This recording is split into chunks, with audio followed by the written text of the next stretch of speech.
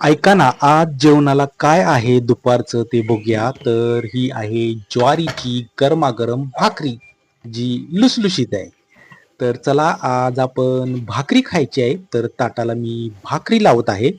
तर आता दुसरा पदार्थ काय आहे बघूया. तर हे आहे पांढरा शुभ्र लुसलुशीत भात, जो रेशनचा आहे. अरे पडला वाटतं. सरळ लावूया, कसं ताट छान दिसलं की आपल्याला भूक पण छान लागते. त्यामुळं ताट सजवणं पण एक कला असते. आधी डोळ्यानं जेवावं लागतं आणि मग पोटानं जेवावं लागतं आणि मग आपण तृप्त होतो. तर चला, ह्या आहेत शेवग्याच्या शेंगाची आमटी, जी इतकी छान असते.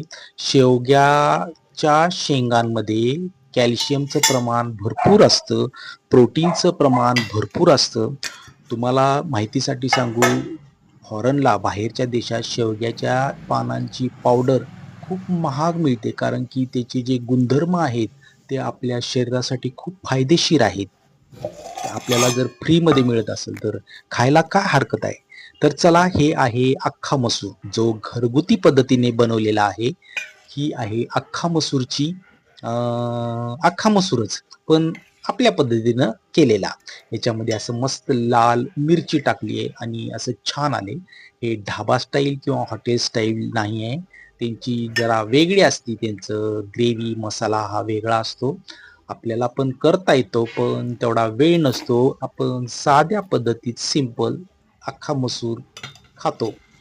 तर चला, ही अख्खा मसूर लावलेला आहे ताटाला. आता मस्तपैकी आपण तूप घेऊया. तर कुठे आहे तुपाची बरणी? ही आहे तूप.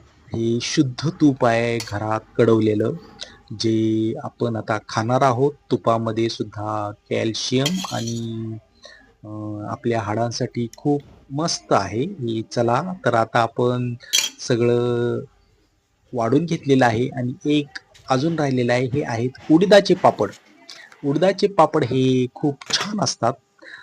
मी तळलेले उडदाचे पापड खात नाही, तर मी भाजलेले खातो. तर चला, जेवायला या.